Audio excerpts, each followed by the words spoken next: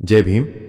दोस्तों, आज हम आपको एक ऐसी घटना से परिचित कराएंगे जो आपके रोम रोम को स्वाभिमान और आत्मविश्वास से भर देगी और अन्याय व शोषण के खिलाफ लड़ने की ताकत प्रदान करेगी।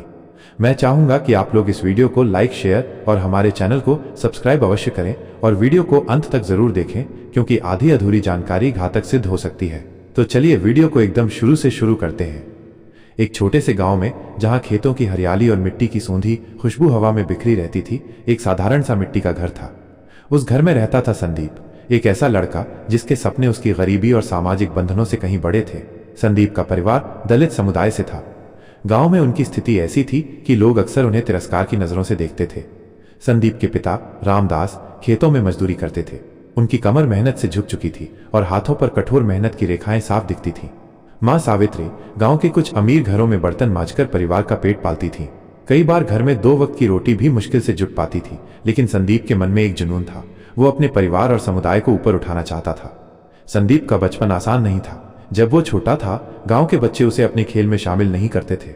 दलित का बेटा कहकर उसे चिढ़ाते और कई बार स्कूल के रास्ते में बड़े बच्चे उसका रास्ता रोककर उसका मजाक उड़ाते। जा अपने घर की गंदगी साफ कर, एक लड़का चिल्लाता। संदीप चुपचाप सिर झुकाकर आगे बढ़ जाता, लेकिन उसके मन में आग सुलग रही थी। वो जानता था कि यह भेदभाव गलत है। एक बार जब वो सिर्फ 7 साल का था, गांव के मंदिर में एक पूजा हो रही थी। संदीप अपनी मां के साथ वहां गया, लेकिन मंदिर के पुजारी ने उन्हें बाहर रोक दिया। तुम लोग यहां नहीं आ सकते, पुजारी ने कड़क आवाज में कहा। संदीप की मां ने उसका हाथ पकड़ा और चुपचाप घर लौट आई, लेकिन संदीप के मन में सवाल उठने लगे। मां, हमें मंदिर में क्यों नहीं जाने दिया? उसने पूछा। सावित्री ने गहरी सांस ली और कहा, बेटा, यह दुनिया अभी बदलनी बाकी है, लेकिन तू पढ़ लिख कर इसे बदल सकता है। संदीप के पिता रामदास अक्सर उसे बाबा साहेब अम्बेडकर की कहानियां सुनाते। बेटा, बाबा साहेब ने हमें सिखाया कि शिक्षा हमारा हथियार है। पढ़ लिख कर तू अपने समाज को आजादी दिला सकता है, रामदास कहते। संदीप की आंखों में चमक आ जाती। वो अपने घर की दीवार पर लगे बाबा साहेब के छोटे से चित्र को देखता और मन में ठानता, मैं आपके सपने को पूरा करूंगा। बाबा साहेब का मिशन समानता, शिक्षा और सामाजिक न्याय संदीप के लिए मंत्र बन गया। वो अक्सर रात को सोने से पहले बाबा साहेब के 1930 के कालाराम मंदिर सत्याग्रह की कहानी याद करता, जब बाबा साहेब ने दलितों को मंदिर में प्रवेश का हक दिलाने के लिए संघर्ष किया था। यह कहानी उसे हिम्मत देती थी। गांव का प्राथमिक विद्यालय टूटी फूटी बेंचों और पुरानी किताबों का ठिकाना था। शिक्षक कम थे और जो थे वे अक्सर संदीप जैसे बच्चों को कम ध्यान देते। एक बार जब संदीप ने कक्षा में सवाल का सही जवाब दिया, तो शिक्षक ने उसकी तरफ देखकर कहा, तुझे इतना कैसे पता? कहीं नकल तो नहीं की? संदीप का दिल टूटा, लेकिन उसने कुछ नहीं कहा। वो जानता था कि जवाब उसकी मेहनत है। वो रात को मिट्टी के तेल के दिए की रोशनी में पढ़ता, क्योंकि घर में बिजली नहीं थी। उसकी माँ सावित्री उसे पढ़ते देखकर कहती, बेटा, तू पढ़ लिख कर बड़ा आदमी बनना, हमारे जैसे लोगों का नाम रोशन करना। संदीप अपनी माँ की बात सुनकर मुस्कुराता और मन ही मन सोचता, माँ, मैं तुम्हें कभी निराश नहीं करूंगा। संदीप ने प्राथमिक स्कूल में अच्छे नंबरों से पढ़ाई पूरी की। गांव के लोग हैरान थे कि एक दलित परिवार का लड़का इतना अच्छा पढ़ सकता है। कुछ लोग तारीफ करते, लेकिन कुछ के मन में जलन थी। गांव के जमींदार के बेटे रमेश ने एक बार संदीप को रास्ते में रोककर कहा, तू कितना भी पढ़ ले, जगह तो वही रहेगी। संदीप ने चुपचाप उसकी बात सुनी, लेकिन उसकी आंखों में एक ठोस इरादा था। वो जानता था कि उसकी मेहनत इन सबको गलत साबित करेगी। हाई स्कूल के लिए संदीप को पड़ोस के कस्बे जाना पड़ता था। वो रोज सुबह 5 बजे उठकर अपने पिता की पुरानी साइकिल पर सवार होकर 10 किलोमीटर का रास्ता तय करता। सर्दी की ठिठुरन, गर्मी की तपिश या बारिश की फुहारें, कुछ भी उसे रोक नहीं पाता था। स्कूल में भी भेदभाव का सामना करना पड़ता। कुछ बच्चे उससे दूरी बनाकर रखते और कुछ शिक्षक उसे कम नंबर देते, भले ही उसका जवाब सही हो। एक बार गणित की परीक्षा में संदीप का उत्तर सही था, लेकिन शिक्षक ने उसे आधे नंबर दिए।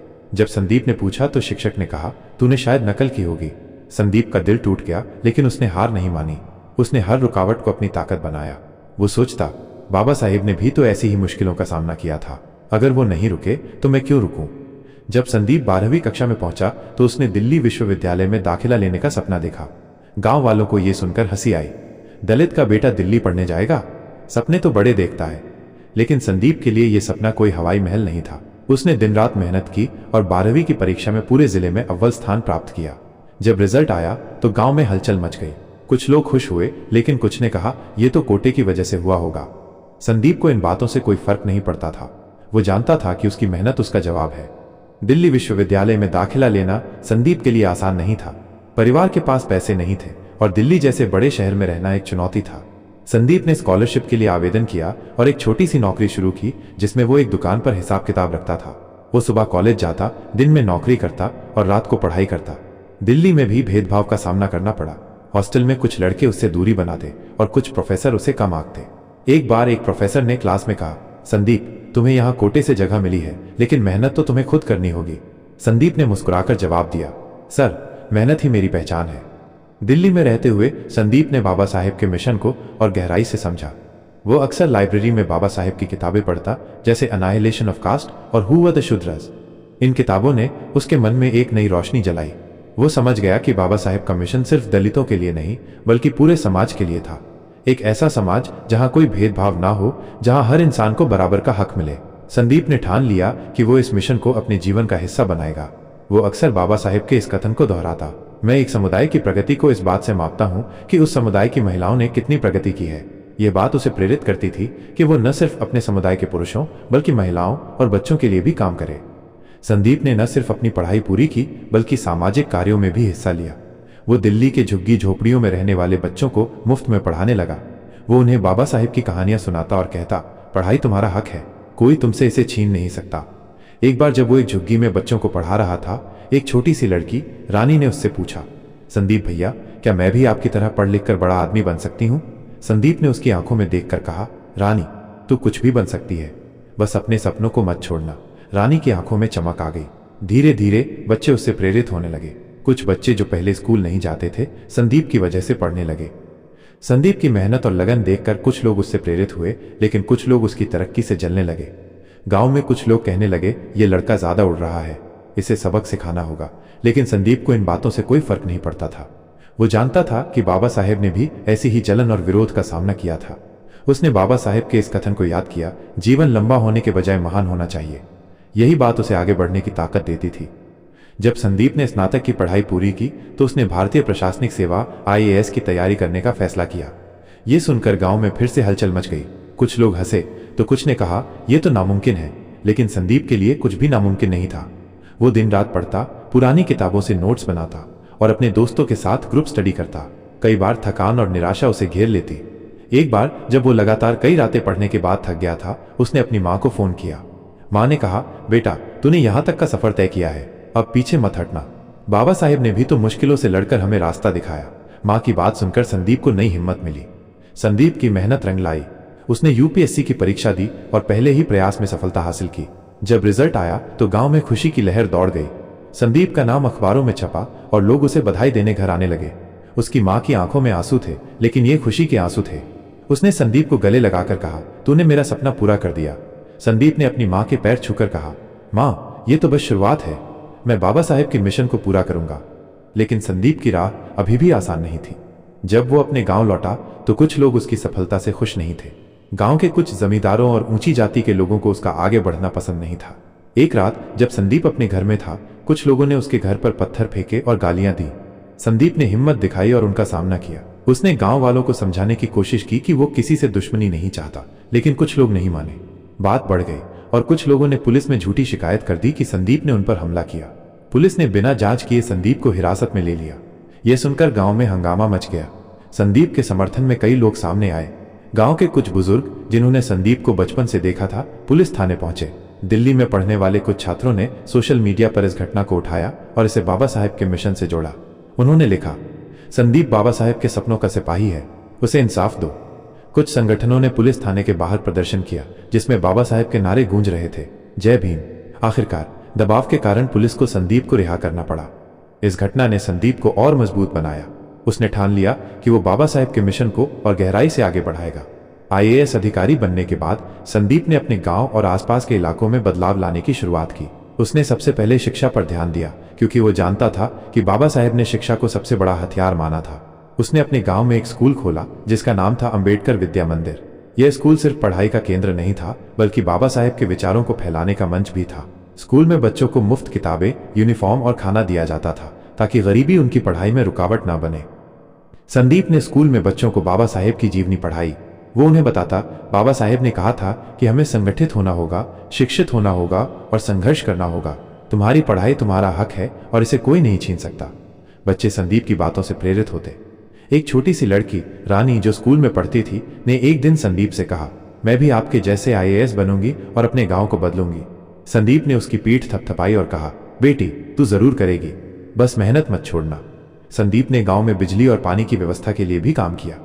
उसने प्रशासन के जरिए गांव में सड़कें बनवाई और गरीब परिवारों को सरकारी योजनाओं का लाभ दिलाया। वो अक्सर गांव वालों को बाबा साहेब के संदेश देता, हमें अपने अधिकारों के लिए लड़ना होगा, लेकिन हमें दूसरों के अधिकारों का भी सम्मान करना होगा। उसकी बातें गांव वालों के दिलों को छूती थीं। धीरे धीरे गांव में भेदभाव की दीवारें टूटने लगीं। एक बार गांव के मंदिर में एक बड़ा समारोह हुआ और इस बार दलित समुदाय के लोगों को भी आमंत्रित किया गया। ये संदीप की मेहनत का नतीजा था। संदीप ने बाबा साहेब के मिशन को सिर्फ अपने गांव तक सीमित नहीं रखा, वो जिला स्तर पर काम करने लगा और दलित और पिछड़े समुदायों के लिए जागरूकता अभियान चलाए। उसने युवाओं को प्रेरित किया कि वे शिक्षा और नौकरी के जरिए अपने समाज को ऊपर उठाएं। उसने एक संगठन बनाया जिसका नाम था अंबेडकर युवा मंच। इस मंच के जरिए वो युवाओं को यूपीएससी, एसएससी और अन्य प्रतियोगी परीक्षाओं की तैयारी के लिए मुफ्त कोचिंग देता। वो कहता, बाबा साहेब ने हमें सिखाया कि हमें सत्ता में हिस्सेदारी चाहिए और ये हिस्सेदारी शिक्षा और मेहनत से ही मिलेगी।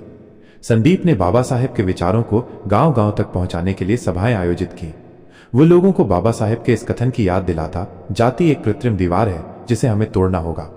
उसने महिलाओं के लिए भी विशेष कार्यक्रम शुरू किए, क्योंकि वो जानता था कि बाबा साहेब ने महिलाओं की प्रगति को समाज की प्रगति का आधार माना था। उसने गांव की महिलाओं को सिलाई, बुनाई और छोटे मोटे व्यवसाय शुरू करने की ट्रेनिंग दी ताकि वे आत्मनिर्भर बन सके। एक बार जब गांव की एक महिला लक्ष्मी ने अपनी सिलाई की दुकान खोली तो संदीप ने उसका उद्घाटन किया। लक्ष्मी ने आंखों में आंसू लिए कहा, संदीप भैया, आपने मुझे नई जिंदगी दी। संदीप ने मुस्कुराकर कहा, लक्ष्मी, ये तुम्हारी मेहनत है, बाबा साहेब का सपना यही था। संदीप की कहानी अब गांव-गांव में फैलने लगी। लोग उसे हमारा हीरो कहने लगे। वो जहां भी जाता लोग उससे प्रेरणा लेते। उसने कभी अपनी जड़ों को नहीं भुलाया। वो हर साल अपने गांव लौटता और अपनी माँ के साथ समय बिताता। उसकी माँ अब गर्व से कहती, मेरा बेटा न सिर्फ मेरा बल्कि पूरे समाज का बेटा है। संदीप की माँ को गांव में अब सम्मान की नजरों से देखा जाता था। एक बार जब गांव में एक बड़ा समारोह हुआ तो सावित्री को मंच पर बुलाया गया। उसने कहा, मैं एक साधारण औरत हूं, लेकिन मेरा बेटा बाबा साहेब का सिपाही है। संदीप की जिंदगी आसान नहीं थी। उसे हर कदम पर मुश्किलों का सामना करना पड़ा, गरीबी, भेदभाव और सामाजिक रुकावटें। लेकिन उसने बाबा साहेब के मिशन को अपने जीवन का आधार बनाया। उसने साबित कर दिया कि अगर मन में लगन हो और सपने बड़े हों तो कोई भी रुकावट आपको रोक नहीं सकती। उसकी कहानी आज भी उन बच्चों को प्रेरित करती है जो गरीबी और भेदभाव के बीच अपने सपनों को पूरा करना चाहते हैं। संदीप न सिर्फ अपने गांव का बल्कि पूरे समाज का प्रतीक बन गया, एक ऐसा प्रतीक जो बाबा साहेब के सपनों को साकार कर रहा था। यह आपको वीडियो कैसा लगा हमें कमेंट में जरूर बताएं। वीडियो देखने के लिए तहे दिल से शुक्रिया।